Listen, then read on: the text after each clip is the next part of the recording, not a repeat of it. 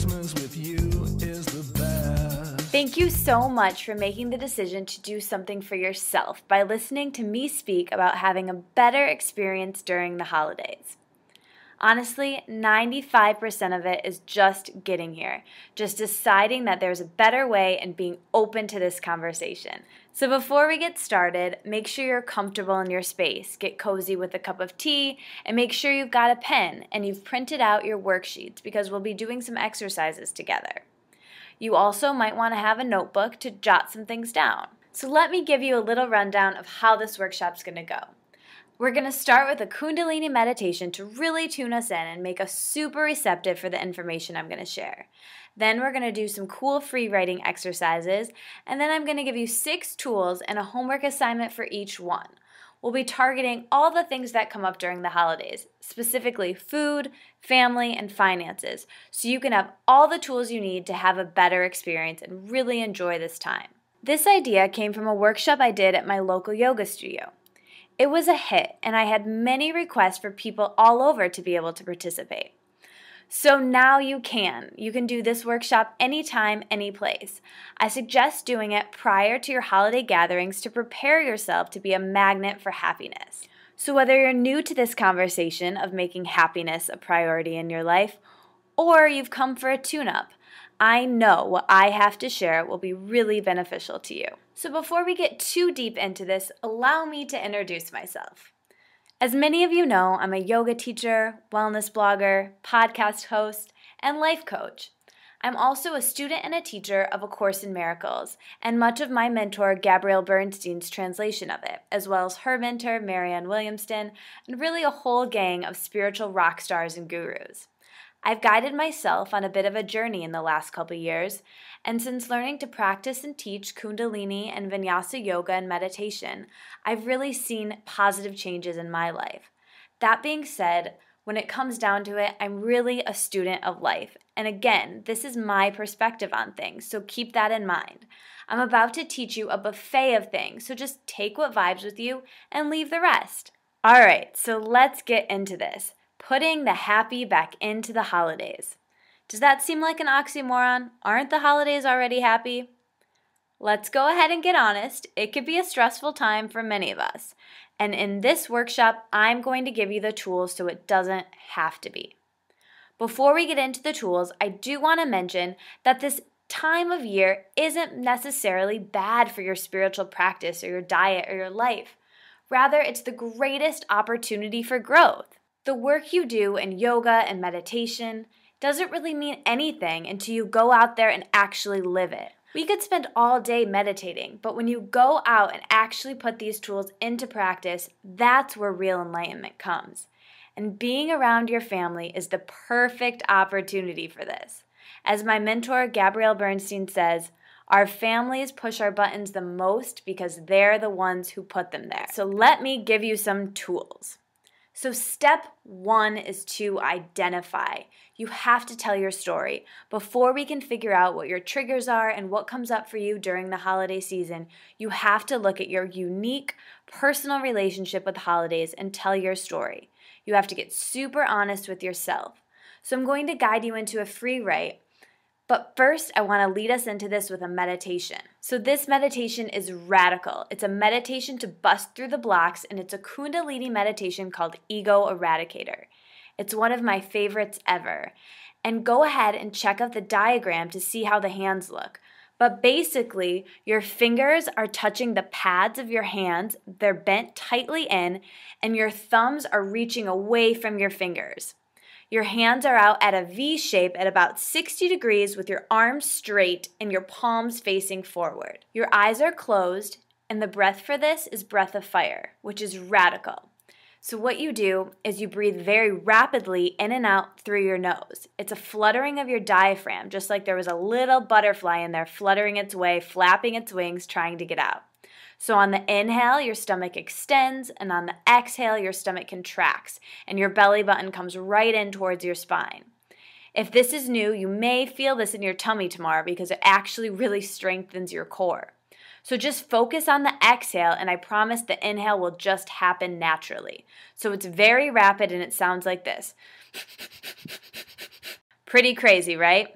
So here we go, arms up, breath of fire. Let's bust through these blocks. It's going to warm us up from the inside out. It's going to wring us out. So here we go. Keeping your arms straight, trying to breathe a little bit faster. Feeling whatever comes up for you. Very active breath, eyes are closed. Just let your mind go, starting to think about the holidays and what comes up for you. The good, the bad, the ugly sweaters. Just go so deep here.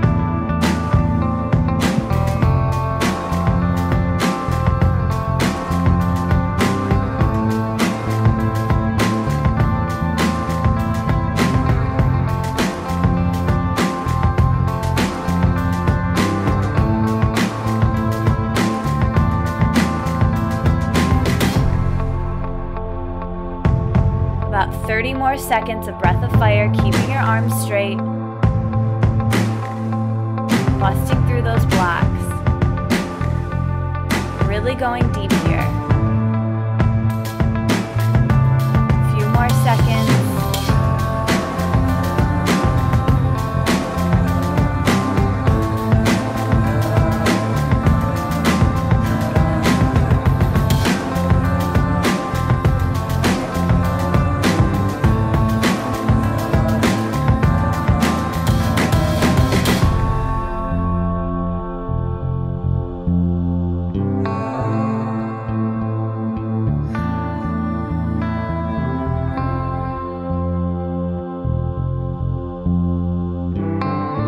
Take a deep inhale and hold, keeping your arms up. And slowly let your palms come together, thumbs touching above your head. Exhale, let it go, release, let your hands come down, palms facing up. Go ahead and touch your thumb to your first finger. And just sit and listen to whatever comes through. Just letting your breath fall back to its normal, natural rhythm.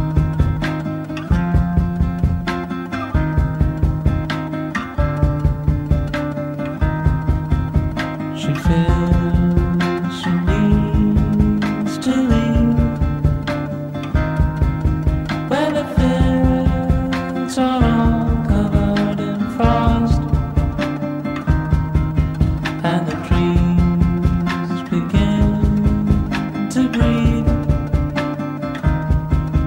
opening or partly open logs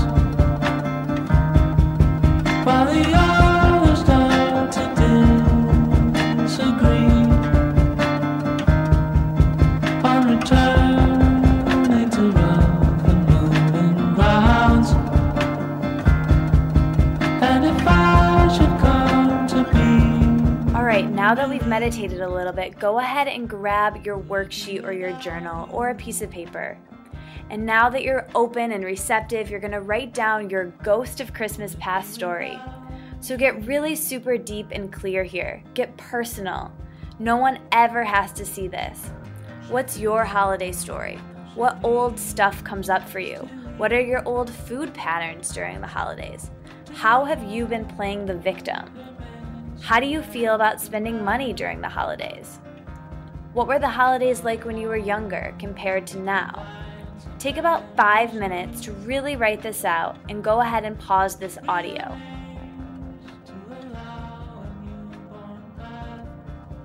All right, you're back. So now that you're clear about your holiday story, now you can tailor the rest of this workshop to figure out exactly what it is that comes up for you during this season and how you can best use the tools I'm going to give you. We have a little bit more journaling to get out though, so go ahead, keep your pen out and grab the next 2 worksheets, the one that's A and B. On the first one, go ahead and write out 10 things that you dislike about the holiday season. Let your pen flow. Don't worry if you can't think of 10, no need to push, just write out as many that come to mind. When you finish that list on a separate new sheet of paper or the other worksheet, write down 10 things that you absolutely love and adore about the holiday season. Finding some gratitude here for the things that you really enjoy. Go ahead and pause my voice while you do this, and then I'll be here waiting when you're done. Okay, now go ahead and grab the piece of paper where you wrote down the negative things, the things that you dislike. Go ahead, pick it up, and once it's in your hands, tear it up, rip it up, really get into it. Tear it up, lots of little pieces, let it go everywhere. Crumble it up, and then set it aside. What you focus on expands. So instead of focusing on those things on the list we just tore up, we're going to focus our attention on the other list, which will become your gratitude list for the season. And you'll create more of those good things. So with the tools I'm about to give you, I can't guarantee that the things on your dislike list won't happen. But I can tell you that it's highly likely you'll react to them differently if you do this inner work and prepare yourself with the tools I'm going to give you right now. The first step was to identify, which we did with the free write. The second step is to become willing, acknowledging there has to be a better way. And by turning on this audio, you said, I am willing to see this differently. I am willing to have a better experience during the holidays. And so to do that, I'm going to give you some awesome tools. The first tool is meditation. Meditation is the time to get quiet and listen to creative possibilities for solutions that will come through. We did a great meditation earlier with Ego Eradicator. Feel free to use that as a tool or simply sit in stillness and listen to your favorite song. Meditation doesn't have to be complicated. So your homework for this lesson is try meditating for at least a minute a day, just adding in some mindfulness into your day leading up to the holidays. Just sitting in stillness for a couple minutes, maybe one or two, and just see what messages come through. The next tool is gratitude. We already got started with this a little bit with that list of positive things about the holiday season that you created.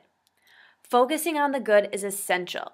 So keep that gratitude list by your bed, by your mirror, in your purse, in your car, wherever you're going to see it. Because remember, what you focus on expands. Your homework for this lesson is to keep a gratitude journal. Keep a little journal by your bed, and every evening before you fall asleep, whip it out and write down 5 things you're grateful for just that day. It's a great way to go to sleep with this positive energy rather than the crazy chaos of the negative things that happened that day, replaying them in your mind, or the worries for your to-do list tomorrow. Next tool. This is a big one. Play offense, not defense. So, it's highly likely that in family situations or at parties, you might get your feathers ruffled a little bit. Somebody might ask you a question you weren't expecting, or a situation may come up where you want to go on the defense. But rather than reacting, use this mantra and ask yourself, what would Gandhi do? So, make your mantra this. Write this one down. In my defenselessness, my safety lies. In my defenselessness, my safety lies. So, use that in those moments where you feel like you need to defend, where you feel like you're being attacked or challenged by a family member. Use that as your mantra. Now, this isn't to say you can't respond to their attack. Don't worry, I'm not asking you to be a doormat here. But when you're challenged and you want to respond, responding from that chaotic defensive place won't work. Your point simply won't be heard. You can still respond, but just not in the heated moment. It's useless to respond then. Wait till the appropriate time when everybody's calmed down. So here's your homework for this lesson. Use the mantra, in my defenselessness, my safety lies. But also, when you find yourself judging or feeling attacked, in the moment, try using this meditation. Say to yourself, I am love, you are love. Breathe in, I am love. Breathe out, you are love. So use these mantras and remember that playing defense never works in sticky situations. All right, here's your 4th tool, giving and receiving authentically. So let's start with receiving. You must first become willing to receive, and the gratitude is going to help with this. For many of us, we give, and receiving is kind of awkward and uncomfortable. Well, that's not okay. You have to value yourself enough to receive with grace. You know how good it feels to give to someone the perfect gift? It makes you, as the giver, feel amazing, right? Well, you're robbing people of that feeling when you don't allow them to give to you. And you don't want them to miss out on that. So try to be comfortable with this or get comfortable with this. It's a practice. So work it like a full-time job. And regardless of the gift, just be grateful and appreciative of the gesture. So shifting our focus now to giving. Make sure you're giving out of self-interest. Make your mantra, what you give is what you get. Never give from a place of obligation. Find thoughtful gifts. Maybe it's being of service this season to a mentor or a friend. The way you give could be giving to charity or simply putting out a positive message on social media that you know will make people smile. It sounds simple, but it could literally make someone's day. So here's your homework assignment for this lesson, and this one I'll be checking. So write this one down. Get out your phone or your computer. Sometime in the next little bit, write a positive message on the internet and tag me. Either post a positive quote to Facebook or Twitter, or a funny photo to Instagram that you know will make people smile. Tag me at The Wellness Wonderland on Facebook or at Katie Dalebout on Twitter or Instagram. I can't wait to see the positive message you guys are sharing in your first act of authentically giving this season. All right, tool number 5, maybe the most difficult and also the most important, forgiveness. This is a big one, but it's crucial. It is through forgiveness that we can be released. Forgiving others is important. Forgiving your family for the patterns you wrote about in your Christmas story. Because when it comes to food especially, if you're overeating or abusing yourself with food, it's just like you're stabbing that fork into someone else saying, you did this to me, so I'm going to eat more. And that only hurts yourself. So you've got to clean that up. Forgive, forgive, forgive. But secondly, and more importantly, you have to make a choice to forgive yourself. So how do you do that? Like I said, forgiveness is merely a choice, but it gets really hard and clouded in our minds. So I want to go really deep here and talk about radical, in the moment, immediate self-forgiveness. So self-forgiveness is for those moments where you mess up, right? Those moments where you defend when you didn't want to defend, or you had a few too many cookies, or you ate something you didn't want to eat. That's okay, that's fine, it's the holidays. Those things are going to happen. So I'm not asking you to not mess up here. Rather, to meet those moments as an opportunity to pivot. Instead of the guilt cycle that ensues of, oh, I just defended, so I'm just going to make this a full-blown fight, and spiraling into that. Or, I just had 4 too many cookies, I'm going to have 10 too many cookies. That's the difference of in that moment where you do the thing you didn't want to do, pivoting right there and practicing in the moment immediate self-forgiveness. Rather than using that one hiccup as an open door to keep going and mess up some more, you can just stop right there and make a change. So here's your homework for this lesson, and it's a mantra. So in that moment where you did something you didn't want to do, just say to yourself right there, I forgive myself now. Just say, oh, that's okay, you just did your old thing again. No problem. Talk to yourself like you would a little child who messed up.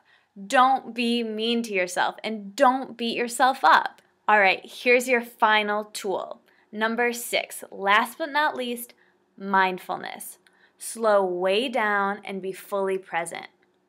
So many of us are really excited about this time of year. We look forward to it, maybe we're going home, maybe we have family coming to us, and we're psyched about it. But at the same time, we tend to stress and try to fit in so much in a limited time since you've been looking forward to it for so long. You don't want to miss it.